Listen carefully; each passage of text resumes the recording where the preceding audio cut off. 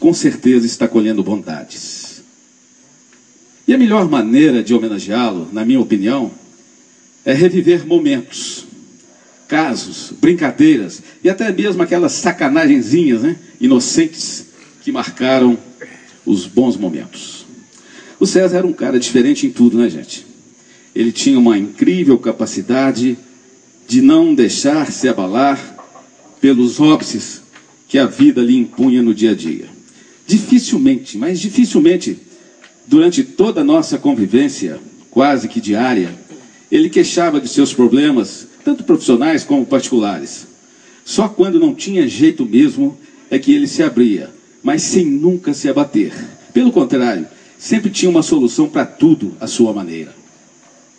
Dividíamos sim nossos problemas, mas eram aqueles que a gente podia compartilhar juntos, um ajudando o outro. E o César tinha com ele uma sabedoria popular que norteou sempre nesses momentos difíceis. Ele costumava dizer que eu vou fazer, Zé, desse limão uma limonada. E sabia fazer, ele sabia como fazer, era incrível. E ele foi exatamente assim. Tudo para ele era perfeitamente possível. Nada para ele era o fim do mundo, e às vezes eu comentava com ele uma coisa que estava me chateando, né? Me colocando para baixo, e ele, na maior tranquilidade, simplesmente, ele criava uma situação parecida em cima do meu problema, só para me mostrar que tudo aquilo era pequeno demais, né? E que tinha solução sim, e me convencia. Ele tinha um poder de convencimento, olha, extraordinário, nunca vi igual. Uma outra característica bem própria do César era improvisar. Ele detestava programar as coisas, né? Na base do tudo certinho. Isso não funcionava com ele, não, era incrível. Adorava as coisas de última hora. Era conhecido entre os amigos, né, como o rei do improviso, lembra? Dificilmente a gente conseguia planejar um passeio ou um programa qualquer com ele. Sempre... Oi? É o rei do improviso e o supra-sumo da última hora. Da última hora, é isso aí, Arthur, faltou isso, hein? E programar com ele, sempre faltando algumas horas, ele ligava para mim e falava assim, vamos? Eu perguntava, para onde? Ele respondia, depois você fica sabendo. Passa na sua casa às 4 da tarde, desse não atrasa não, viu, Verinho? O César era extremamente generoso, né? E presente com os amigos, em tudo. Fazia o impossível para ajudar as pessoas. E ele, com aquele coração desprendido, bondoso, fraterno e extremamente solidário, ele soube exercer na mais absoluta plenitude o dar de si antes de pensar em si. Não importando com os capotes que a vida estranhamente lhe impunha. Tinha uma capacidade de perdoar incrível. Se alguém nessa condição precisasse dele, ela na hora. Impressionante. Quantas e quantas vezes eu testemunhei isso. O maior dos pecados para o César era ouvir dizer que fulano de tal não gostava de pitangui. Ou ainda ouvir de um pitanguense que um dia mudou daqui falar mal da cidade. Aí, amigo, um abraço. Ele subia nas tamancas para valer, sem rodeios e na lata. Não gostar de pitangui para ele era tudo de ruim. Era o pior defeito de uma pessoa. Isso ele não perdoava nunca. Ele amou muito pitangui, gente. Muito, muito, muito, muito. Acho que o que mais marcou o César entre seus amigos foram as pegadinhas, né? E as pequenas sacanagens. Ele era professor nessa arte. Ele adorava, por exemplo, deixar pessoas em situações constrangedoras com perguntinhas cretinas fora da hora, só para ver o aperto das vítimas. As pequenas sacanagens do tipo ligar de madrugada para o meu celular de 20 em 20 minutos eram comuns e absolutamente previsíveis quando a gente não ia com ele em algum lugar, ou aí podia esperar a sua vingança. Quantas e quantas vezes eu esquecia de desligar o telefone e ele me ligava totalmente chapado para saber se eu estava dormindo ou simplesmente para perguntar detalhes de alguém que ele inventava na hora. Bem, mas o Arthur, a quem o César chamava no tete-a-tete de Tô Arthur, e também de Artuzinho, quando queria fazer alguma gozação amiga ou comentar sobre os seus hábitos, me pediu que prestasse uma homenagem ao César. Eu já disse muito, mas em se tratando de César e Arrastão, eu só poderia falar dos casos e das alegrias vividas lado a lado com ele, né? E nada melhor que reviver alguns casos acontecidos no Arrastão. E aí eu pedi a licença, até desculpas às senhoras presentes, pois inevitáveis se tornam algumas colocações, um tanto quanto chulas, mas que, se tratando de Arrastão, são absolutamente necessárias e aceitáveis. Antes, porém, para quem ainda não conhece, o Arthur já contou a história, mas a minha tem um detalhezinho diferente do Arthur. Um pouco da história do Arrastão, que eu defino como sendo movimento social etílico, social, cultural, melhor dizendo, que agrega homens de bem, mais ou menos descamisolados. Eu diria que a ideia do Arrastão aconteceu nos anos 90.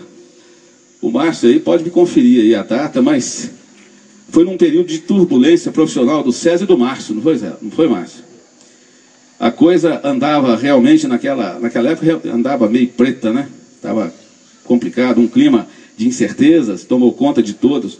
Pepinos e abacaxis se completavam no dia a dia, né, Márcio? E foi inspirado na sabedoria de que nos momentos de crise é que acontecem as grandes ideias, que o César e o Márcio, em plena terça-feira, por volta de 2 da tarde, na base do Deixa a Vida Me Levar e do mais puro improviso, partiram com amigos para o rancho do saudoso Tasso e festejaram com cerveja, tira-gosto, com alegria e muita conversa, mais um dia de aperto. E o programa foi tão bom, como diz o Arthur, e salutar também, que as soluções para os problemas aconteceram e os dois prosperaram e foram felizes para sempre. Bem, agora colocando mais um pouco de César no assunto, vamos lá. Dentre os muitos casos acontecidos, eu gostaria de lembrar, por exemplo, do saudoso professor Antônio de Oliveira. O querido professor, que era um dos caroneiros do César e foi um frequentador assíduo do Arrastão, ele era, juntamente com o velho Moreno, os cantantes oficiais do Arrastão, cada um defendendo o seu repertório, sempre acompanhados pelo violão meia boca do Zé Maria Badia. E o César não perdoava, né? Todo Arrastão, a mesma história, cutucar o professor para ele cantar o sucesso de Carlos Miranda, que no refrão dizia: mamãe eu quero mamar, para no final um coro de mamados responder: vai mamar no boi. Saudade. Na volta do Arrastão é que vinha sacanagem com o professor, né? O César sempre parava longe da casa dele e abria a porta e dizia: a fatinha está ansiosa, professor. Aqui tá bom para o senhor, né? Só para ouvir o professor Antônio de Oliveira num sonoro: vai tomando seu cu. Não foi aqui que você me pegou?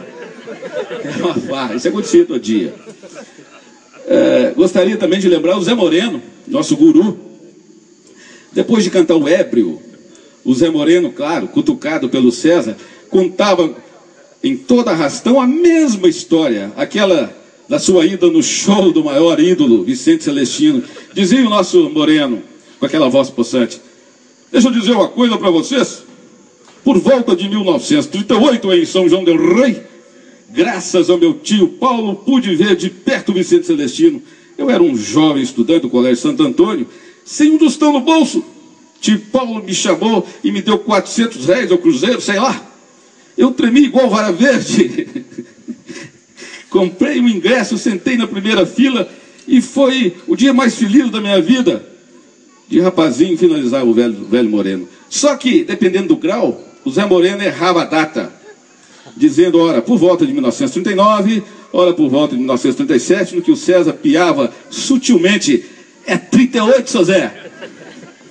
E o Zé Moreno, nervoso, retrucava com aquele vozeirão: ora, Caldas, você quer saber mais que eu que estava lá? É isso mesmo, Zé. Pois é. E para finalizar, não, tem mais muita coisa aqui. Vocês estão no ferro comigo. Essa é para finalizar os intermináveis casos do Arrastão. Certa vez, a gente vinha de um Arrastão na Fazenda do Márcio, e no caminho me deu uma vontade dupla, como diria o nosso Artuzinho, segundo César, uma vontade de urinar e fazer cocô. Ele adorava dizer isso, viu, Arthur? Mas para mim era vontade de cagar e mijar, bicho. Pois bem, eu caí na besteira de pedir para o César parar na rodovia. E aí foi o grande erro meu, né? Mas fazer o quê? Eu estava desesperado, pô. Aí, ele falou comigo assim, aguenta isso, ó. Tá chegando o quê? Eu estava saindo, a gente estava pegando a rodovia. Tentei mais 2 vezes e nada dele parar. Aí havia sempre uma desculpa, né? Aí eu vi que não adiantava, calei. A coisa foi apertando, eu calado e nada de ele parar. Na época eu morava ali na Lima Guimarães, pois acredita, hein? Ele passou na porta da minha casa, fez que ia parar e me disse, fizeram um negócio interessante na zona, você viu? Calado, ameacei abrir a porta quando ele arrancou e subiu o morro. Eu não aguentei, virei para ele nervoso, falei assim, eu vou cagar no seu carro. Ele falou, faz isso não, aguenta aí que eu tenho que te mostrar a igreja de São Francisco. Foi verdade. Por incrível que pareça, a vontade já tinha, você deu um pouco, né? Tem hora que a vontade é tanta que dá aquele ronco, né, Márcio? E cede. Pois é. Mas eu continuei calado e puto, quando ele cansou de pirraçar, me deixou na porta de casa e falou comigo assim, desce rápido, bosta, senão você caga no meu carro. Final da história. Eu consegui dar uns passos assim, cruzando as pernas, e eu abri a porta, não teve jeito. Gente, me borrei todo. Me borrei. Eu lembro que era tempo de frio, eu tive que tomar banho de madrugada, tonto. E ainda por cima limpar toda aquela porcaria, né, que havia derramado no trajeto do banheiro. Olha, mas eu só contei isso para ele, talvez uns 6 meses depois, para ele não ter aquele gostinho, né? Eu também sabia. Fora do arrastão, e lembrando aí do César, eu guardo com saudades essa. Quando eu fui presidente do Rotary, Clube de Pitangui, ao compor minha diretoria, eu pensei, eu não posso deixar o César de fora, mas onde eu vou colocar esse cara, pô? Como secretário, seria uma lástima. Ele não ia fazer uma ata sequer, ele não ia ler uma correspondência, ele não ia responder uma correspondência. Como tesoureiro, jamais cobraria uma mensalidade e o caixa nunca ficaria no vermelho. Se necessário, ele punha dinheiro do bolso dele e ainda inventava um bom saldo para o caixa. Como ele já fez isso, né? Não é, Arthur? Você sabe disso. Pensei em colocá-lo como diretor de protocolo, mas ele tinha aversão a microfone, ia sobrar tudo para mim, então não adianta. Como diretor de avenida, dá moleza demais para ele. Mas onde colocá-lo afinal? Pensei, e finalmente encontrei uma solução inovadora. Usei minhas prerrogativas de futuro presidente e nomeei assistente de palco. Lembra, Marcos? Assistente de palco. Um cargo até então inexistente, nunca houve isso no Rotary. Nem houve mais. Não. A função dela era simplesmente contratar e receber os artistas e por aí. E foi uma gozação sem fim, mas ele exerceu com brilhantismo e me ajudou pra caramba. Nossa Senhora.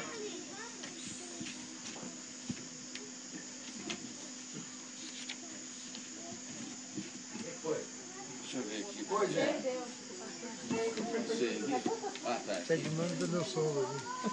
E eu não poderia deixar de lembrar o programa Peixoto Júnior, né? Uma parceria feliz, né? Nossa, que durou aí 13 anos, sempre aos sábados.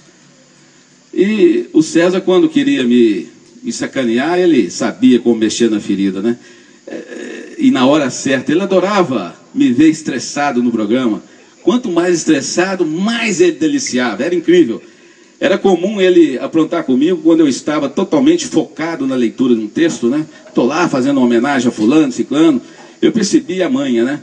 Ele começava a me beirar, com desculpa daqui, desculpa dali, e de repente ele saía de fininho e deixava para trás um puta peido. Daqueles ardidos, né? Daqueles fermentados com força na sexta-feira, na véspera do arrastão. E ele soltava bomba e saía. E eu continuava falando, tinha que continuar falando, né? Respirando aquela carniça. Mas também não tinha nada não, porque a minha vingança, o mesmo tira-gosto que ele comeu, eu comi também. Então a coisa ficava no 0 a 0. Eu acho que o César tem que ser lembrado dessa maneira, ele tem que ser celebrado, não lembrado, ele tem que ser celebrado dessa maneira, né, gente? De forma descontraída, bem-humorada, fraterna, em ambiente como este, igualmente amigo e com muita alegria. Ele foi assim. Portanto, sejamos fraternos, sejamos amigos, irmãos, vamos contar casos, vamos rir bastante, vamos ser um novo César a cada dia. Mas eu gostaria de terminar essa homenagem do Arrastão com algo um pouco mais sério. Eu gostaria de repetir algum trecho do que foi lido na missa em sua homenagem. O César foi e continuará sempre o mais em tudo, o mais presente, o mais generoso, o mais amigo, o mais fraterno, o mais companheiro, o mais solidário, o mais justo, o mais família, o mais pitanguiense que conheci. Lembrando o grande dramaturgo e poeta alemão Bertolt Brecht, há homens que lutam um dia e são bons, há outros que lutam um ano e são melhores, há os que lutam muitos anos e são muito bons, mas há os que lutam toda a vida e esses são imprescindíveis. César foi um desses homens, que pelo conjunto de sua obra, pelos maravilhosos exemplos aqui plantados, pelo elevado senso de justiça e amor às nobres causas, se tornou absolutamente imprescindível aos seus amigos e a Pitangui. Por onde passou foi brilhante, deixando lições de amizade, solidariedade, trabalho, justiça e honradez. Dentro da minha insignificância nesse mundo, faço aqui um desabafo. Quem sou eu? Quem somos nós para questionarmos os desígnios e a vontade do nosso Deus? Mas que Ele me permita apenas uma pergunta. Eu acho que tenho direito a ela e que Ele me responda da melhor maneira que puder. Meu Deus, por quê?